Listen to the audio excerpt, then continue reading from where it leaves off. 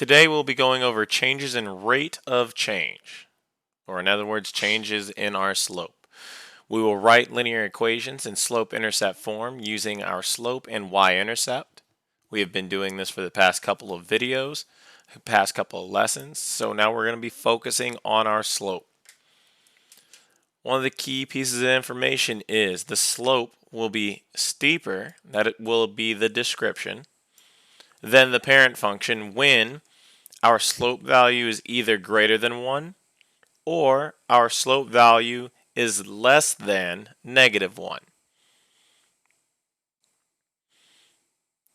And our other description for slope will be less steep. This happens when our slope value is between -1 and 1. Now, to properly read that, we are saying that it'll be less steep when -1 is less than or equal to m, which is less than or equal to 1. To simplify what this means, as long as it is a decimal that is less than 1, whether positive or negative, it's going to have a less steep slope. Since we're dealing with linear equations, our parent function is still y equals x, or in other words,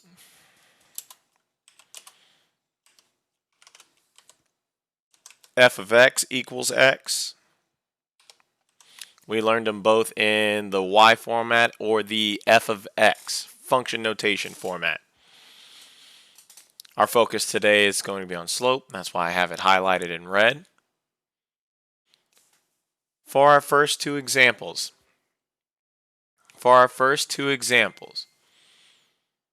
I've already graphed the parent function in red so that we can keep that separated. We've already shown that on the last few videos. Now I'm going to show my g of x, which is not changing the y-intercept. I'm not adding or subtracting a value, but I am multiplying my x. This would be in the position of our slope. This is letting us know that we are starting in the origin,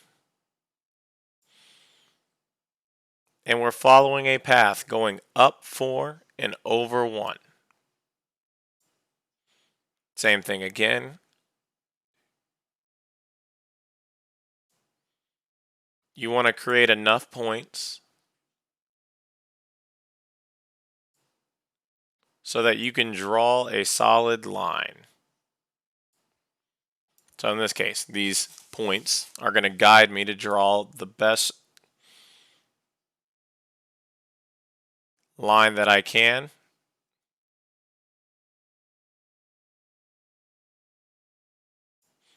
For our examples, it's okay if you're slightly off. If you have the tools to draw the straight line, I suggest y'all doing that. It makes it a lot easier. So in this case, we want to label it 2 so that anyone else who is looking at this understands that the blue line is my g of x function and my red line is my f of x function. Now, as you can tell, if we are following this from left to right, my red line is the base. It is what we are comparing to. So when I look at our g of x in comparison, just by visuals, I can tell that it's more steep. It's going up faster than my f of x. So this is where I would type steeper. And then if it asks for more details, you would say by a factor, and you let us know what factor it is steeper by. And the factor that it's more steep by is simply the change. So we went from a slope value of 1 all the way to a slope factor of 4. So we changed by a factor of 4.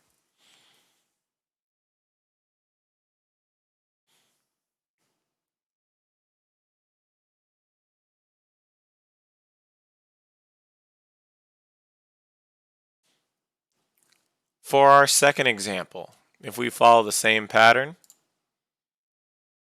we can go based off of the description to fill out our top piece of information. 2/3 is a fraction that is between -1 and 1. So we know this is going to be less steep. Let me get to the right text.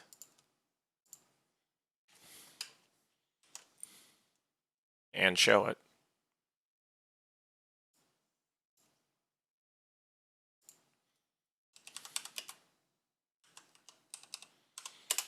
And in this case, it's by the fraction factor.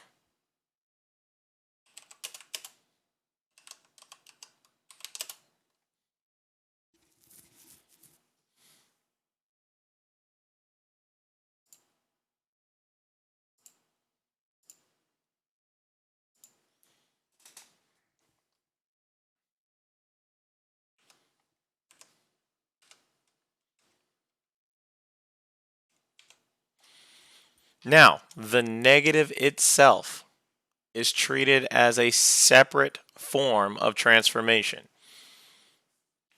Whenever we have a negative,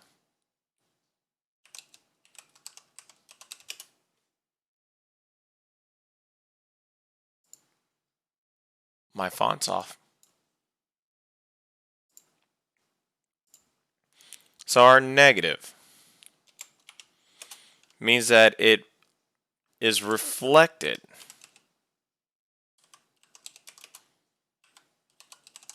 over the x-axis.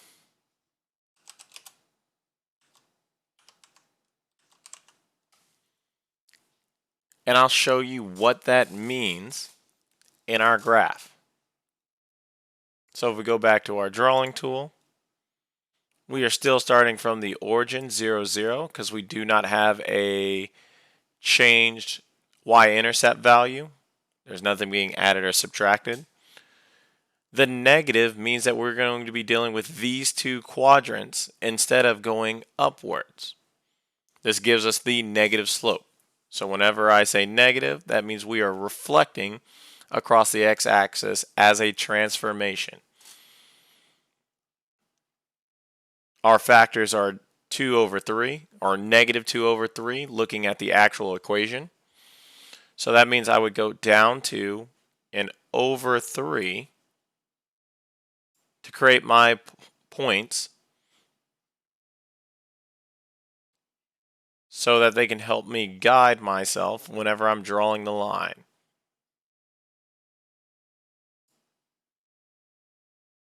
Oops, didn't mean to draw a full line.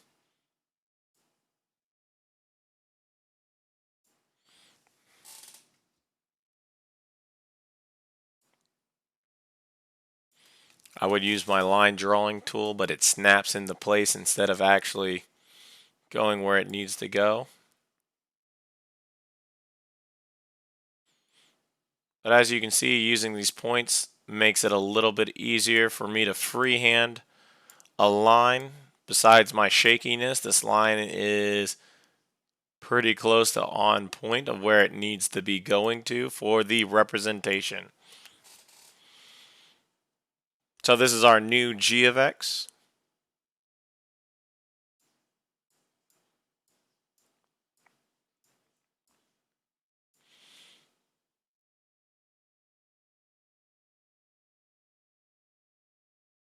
With this, it looks as if it is a mirror image when you're looking across your y-axis. And you're reflecting across your x-axis. So looking at this, it almost looks as if it's a mirror. Now, we're not doing a perfect ratio because this is 2/3. This is a less steep line, so it's slightly off. But you can see how the values are going in opposite directions, and this is because of our negative value.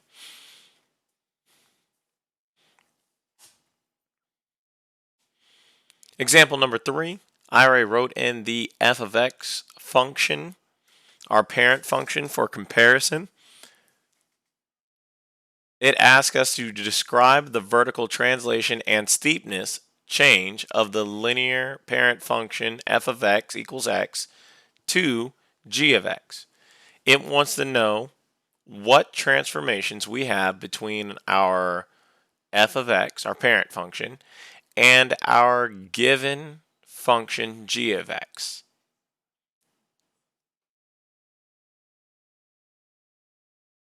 Now, to do the description first,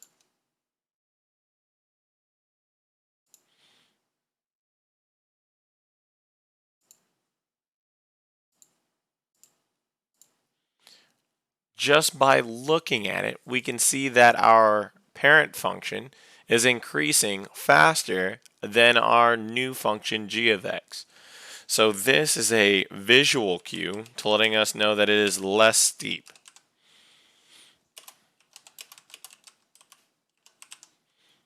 Now, it's hard to tell just by looking at it what factor it is more steep by. So this is where we look at the equation. We know that we're not adding anything to our x value for the new function because it's not moving up or down on our y-axis. And then we can use multiple points. We have the origin, that makes it real simple. And we want to go to the next point that crosses the intersection just so that we can deal with whole numbers. You can use any point on the line. As long as you have the correct value, you can easily tell what the ratios are going to be. So looking at this change, we're going up a value of 1 at the same time that we are going over a value of 2. So our slope in this case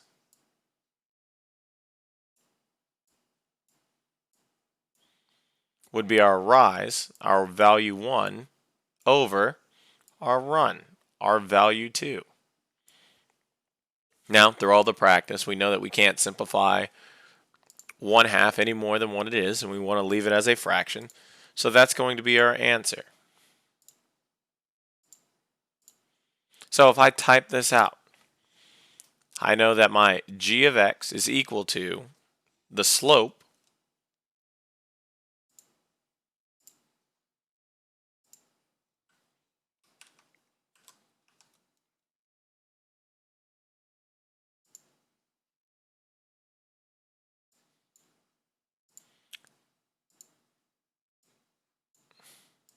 there we go. Our slope times x, because we're always multiplying it. That's why it is a factor that we're dealing with. And we're not adding or subtracting a y-intercept value because that value is 0. So this would be my equation. G of x is equal to 1/2 x. So to finish this part off, g of x is less steep than the parent function by a factor of 1/2.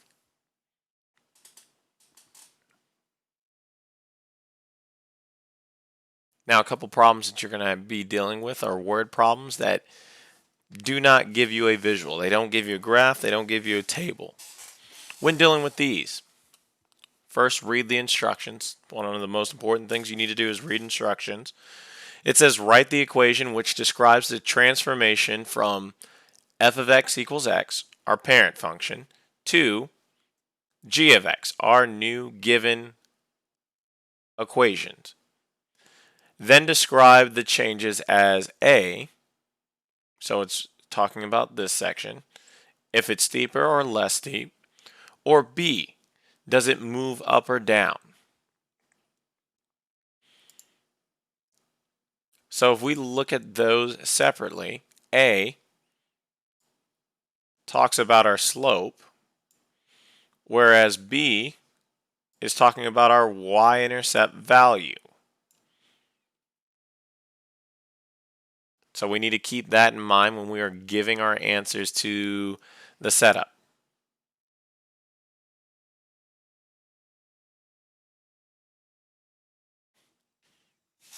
If we look at the first one, it already tells us that the slope is 6 over 5.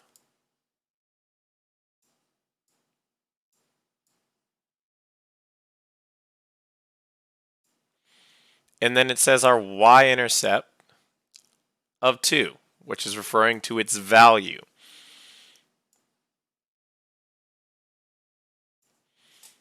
So I now have my a and my b filled out. I can now look at my equation and fill it out properly. Keeping this in our function notation setup,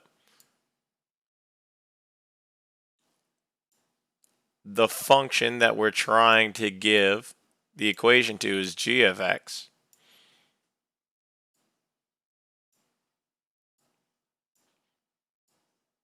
And we set this up in its equation form.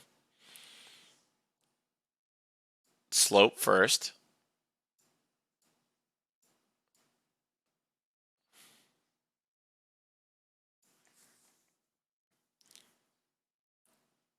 Multiplied by your x. And then we add our y-intercept.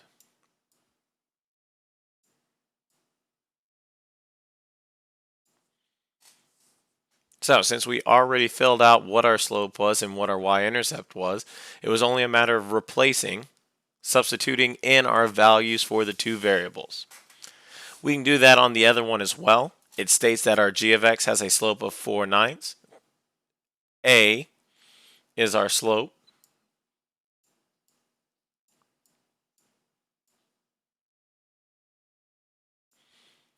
And y-intercept, our b answer, is going to be a -1. So writing this equation, we were given the values of g of x, we're given the variable values of g of x, which is equal to our slope, 4/9.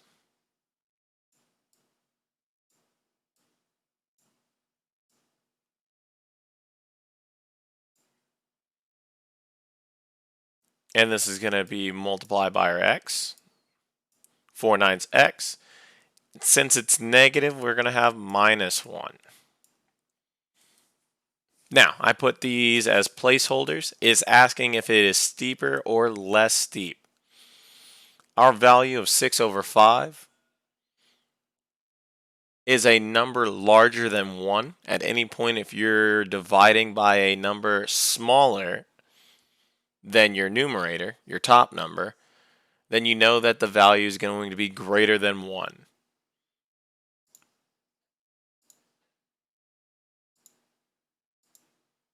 So in this case, since it's greater than 1, we can refer back to the top that says this will be steeper.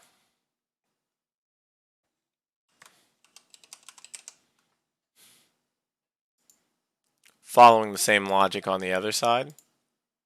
This time, our denominator, 9, is larger. Our denominator, 9, is larger than our numerator, 4. This means the number is less than 1. So this would be less steep. How it wanted us to answer our B is it wanted us to move up or move down. When we're given a positive value, we are moving up.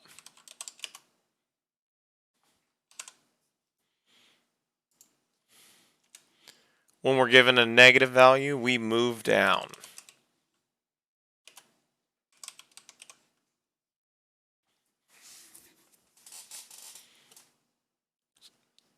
So this was showing us what happens when we are comparing both our y-intercept and our slope.